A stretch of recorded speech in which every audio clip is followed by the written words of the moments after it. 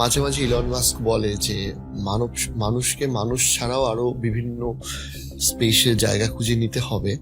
আমাদের কি এরকম অদূর ভবিষ্যতে আগামী 100-150 বছরের মধ্যে সম্ভাবনা আছে যে আমরা অন্য কোনো গ্রহে গিয়ে বসবাস করতে পারি বা হ্যাবিটেবল জোন তৈরি করে নিতে পারি? আপনি বরং খুব কনজারভেটিভলি বলছেন, 100-150 না, আর 30-40 বছরের মধ্যে মানুষ মহাকাশে উপনিবেশ বানাবে। চাঁদ তো হবেই, মঙ্গল গ্রহ হলেও হতে পারে। তার কারণ চাঁদ সম্পর্কে আমাদের মোটামুটি এত তথ্য আমরা পেয়ে গেছি, এবং আশ্চর্য হবেন চাঁদের সম্পর্কে যে গুরুত্বপূর্ণ তথ্যগুলো মানুষকে বলেছে যে বসবাস করতেই পারে, তা কিন্তু দিয়েছে ভারত চন্দ্রযান 1 এবং চন্দ্রযান 3 মধ্যে দিয়ে। तालियों के गड़गड़ाहट से सुन सकते हैं कि हम लोगों ने तीसरे चरण को भी बहुत ही सफलतापूर्वक हासिल कर लिया है। চন্দ্রযান 1 হচ্ছে প্রথম উপগ্রহ। তার আগে 50 বছরে 600 উপগ্রহ পাঠিয়েছে আমেরিকা, ইউরোপ, চীন, রাশিয়া। চন্দ্রযান 1 হচ্ছে প্রথম উপগ্রহ যে জানিয়েছিল চন্দ্র পৃষ্ঠের উত্তর মেরু অঞ্চলে 60,000 কোটি লিটার জলীয় বরফের উপস্থিতি। এটাকে কেউ পারেনি, অর্থাৎ জল আছে। ওইটা জানার পরে বিজ্ঞানীরা উৎসাহিত। আর তারপরে এই যে চন্দ্রযান 3 যেটা ঘটলো 2023-এ গেল এবং আমরা দেখলাম পৌঁছলো, এবং 2024-এ ন্যাশনাল স্পেস ডে বলে বলা হলো। কেন? তার গুরুত্বটা অন্য জায়গায়। এখানে কিন্তু স্বাভিমান, মেক ইন ইন্ডিয়া, এই সবগুলো বোধহয় ন্যারেটিভ গুলো বলা উচিত না। তার কারণ ভারত করে দেখিয়েছে।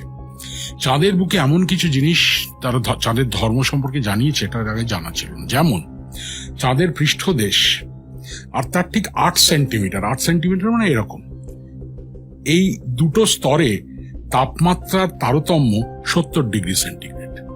ভাবুন, এদিকটা যা তাপ 8 সেন্টিমিটার পরে 70 ডিগ্রি কম, 8 সেন্টিমিটার নিচে। তখন বিজ্ঞানীরা বুঝতে পেরেছেন এটা একটা দারুণ খবর। কেন? মানুষ যদি সেখানে থাকে মাটির ওপরে থাকবে না, ইনসুলেশন এত ভালো, মাটির তলায় থাকবে চাঁদে। সুতরাং মানে যেহেতু চাঁদের উপরের পৃষ্ঠে তাপমাত্রা বেশি এবং হয়তো পরিস্থিতি অন্যরকম, চাঁদের তলায় থাকলে এভরিথিং ইনসুলেটেড, কমফোর্টেবল। তাহলে ভেবে দেখুন, আমরা ভারতবর্ষের এই রকেট উঠলো, হাততালি দিলাম, তারপরে কি করলো সবই তো নাসা করছে। একেবারে আপনাদের একটা তথ্য দিই আমি, যেটা আমি অন্তত আমাদের ছোট ছোট ছেলে মেয়েদের, ছাত্রছাত্রীদের বলতে চাই। আমি নাসার একটু অ্যাসোসিয়েট মতো, যাই হোক, আমার নিজের কানে শোনা নাসার ডিরেক্টরের বক্তৃতা। গত 60-65 বছরে নাসা যতগুলো উপগ্রহ, স্যাটেলাইটকে উৎক্ষেপণ করেছে, সফলভাবে তাদের সঠিক কক্ষপথে স্থাপন করতে পেরেছে 72%। আর গত এই এফেক্টিভলি 30-35 বছরে ভারতের ইসরো যতগুলো উৎক্ষেপণ করেছে, সফলভাবে তাদের সঠিক কক্ষপথে স্থাপন করতে পেরেছে 91%। সাকসেস রেট অনেক বেশি। যার জন্য নাসা ইসরোর সঙ্গে হাত মেলাতে এত আগ্রহী। যার জন্য আপনারা ভাবলে অবাক হবেন যে পৃথিবীর মানব সভ্যতার ইতিহাসে সব থেকে দামি উপগ্রহ, তার নাম নিসার, NISAR। 14,000 কোটি টাকা শুধু উপগ্রহটার দাম। নিসার মানে NASA ISRO synthetic aperture radar, যেটি এই বছরের শেষের দিকে ছোড়া হবে। পৃথিবীর উপরে প্রতি 12 ঘন্টায় একবার করে চক্কর খাবে 4.5 বছর, এবং পৃথিবী সম্পর্কে সমস্ত খুঁটিনাটি জানাবে। কিরকম খুঁটিনাটি?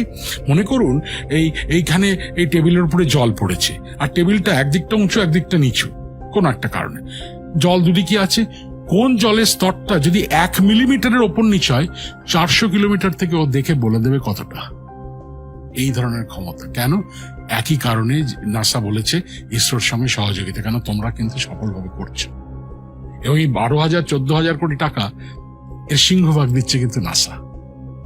ভারতবর্ষের হিউম্যান রিসোর্স পোটেনশিয়াল বা ইন্টেলেকচুয়াল পোটেনশিয়াল আজকে এমন একটা জায়গায় পৌঁছেছে। মানে একটা উদাহরণ দিই আপনাকে। আমরা জানি যে আগামী বছর গগনযান আকাশে যাবে, তার আগে দুটো পরীক্ষামূলক উড়ান হবে। সেখানে 2 জন যাবেন, গগনযাত্রী ভারতীয় হিসেবে তাদের নাম দেওয়া হয়েছে। একজনের নাম শুভাংশু শুক্লা, আরেকজন একটি দুজনেই কিন্তু ইন্ডিয়ান এয়ারফোর্সের গ্রুপ ক্যাপ্টেন, একজন উইং কমান্ডার। 4 বছর ধরে ট্রেনিং দেওয়া হচ্ছে ভারতবর্ষে। কিছুটা ট্রেনিং রাশিয়া থেকে, রাশিয়ার রসকসমস, আমাদের যেমন ইসরো ওদের রসকসমস, সেখানকার বিজ্ঞানীরা এসেও কিছু ট্রেনিং এখানে দিয়ে গেছে। এইবারে আমেরিকা দেখলো এ তো দারুণ জিনিস হচ্ছে, তখন বললো আমরাও সহযোগিতা করবো তোমার ভারতবর্ষের সঙ্গে। কিভাবে না, তোমাদের ওই যে 2 জন যাবে তাদের একজনকে আমেরিকায় পাঠিয়ে দাও, ট্রেনিং আরো আমরা দেব, এবং পরে ইন্টারন্যাশনাল স্পেস স্টেশনে তাকে নিয়ে যাব, তার অভিজ্ঞতাটা তাহলে সে নিতে পারবে। অক্টোবর মাসে শুভাংশুকে পাঠানো হয়েছিল, আর এই মে জুন মাস নাগাদ বা জুন মাসের শেষের দিক নাগাদ অ্যাক্সিয়াম 4 বলে একটি রকেটে চেপে পাঠানো হবে ইন্টারন্যাশনাল স্পেস স্টেশনে। শুভাংশু তার দক্ষতা এবং পারদর্শিকতা এতটাই দেখিয়েছে, প্রথমবার থেকে ট্রেনিং দিতে নিয়ে যাওয়া হয়েছিল, সে ওই স্পেস মিশনের কমান্ডার হিসেবে চিহ্নিত হয়েছে নাসা। এই হচ্ছে ভারতবর্ষ, এই লেভেলের ইন্টেলিজেন্স। এইখানে আমি বলি ভারতবর্ষ বলতে ছোট করতে করতে করতে করতে ভারতবর্ষ গরিব ছিল, এককালে গরিব। ভারতবর্ষে কিছু পড়াশোনা হয় না, ভুল কথা। এখন তো আরোই হয় না। পড়াশোনা নাকি আমেরিকায় ভালো হয়, ইউরোপে ভালো হয়, এমনকি চীনে গেলেও ভালো হয়। চীনে গেলে ভালো হয় কিনা যাই না, কম পয়সায় বিদেশি ডিগ্রি পাওয়া যায় বলে, বিশেষ করে ডাক্তারি, সেই জন্য ইদানিং চীনটা একটু সবার কাছে লোভনীয়। তো যাই হোক, আমেরিকা আর ইউরোপ বা ইংল্যান্ড, কিন্তু আমরা ভুলে যাচ্ছি ভারতবর্ষে এখন কি ধরনের পরিস্থিতি পড়াশোনার দিক থেকে, বিজ্ঞান গবেষণার দিক থেকে, বিশেষ করে জ্যোতির্বিজ্ঞান এবং মহাকাশ গবেষণার দিক থেকে। কেন জ্যোতির্বিজ্ঞান কথাটাকে ঠট করে টানলাম? আমরা কি জানি যে 2018 সালে তৎকালীন প্রধানমন্ত্রী লোকসভায় ঘোষণা করেছেন, আপনারা কেউ দেখতে পারেন, যে ভারত 7টা মেগা সায়েন্স প্রজেক্ট শুরু করবে। প্রজেক্ট 10 বছরে, মানে 2018 থেকে 2028 মধ্যে শেষ করা হবে। এদের যৌথ বাজেট কত জানেন? প্ল্যান্ড বাজেট 21,500 কোটি টাকা বিজ্ঞানের। এবং আশ্চর্যজনক ভাবে 7টা মেগা প্রজেক্টের মধ্যে 6টা জ্যোতির্বিজ্ঞানের। যারা আমরা বলি তার কারণ আছে। এই দেখেছো কিছু কিছু লোক কি পাগলামি করছে। 4000 বছর আগে নাকি গণেশের সুর লাগানো হয়েছিল, সুতরাং সার্জারি জানতাম আমরা। মহাভারতের যুদ্ধে ICBM, ইন্টারকন্টিনেন্টাল ব্যালিস্টিক মিসাইল ছড়াছিল, এরকম হাস্যকর কথা। কিন্তু আমরা ভুলে যাই ওই ন্যারেটিভটা আমরা নিই, তার কারণ সত্যিকারের যে প্রগতি তার নিরিখে নিজেদেরকে ছোট লাগবে বলে, যাতে না লাগে তার জন্য। এই ঘটনাগুলোর কথা কোনো খবরের কাগজে বেরোয় না, কোনো ক্লাসে বলানো হয় না, বড়রা চায়ের দোকানে আড্ডা মারতে মারতে গল্প করে না।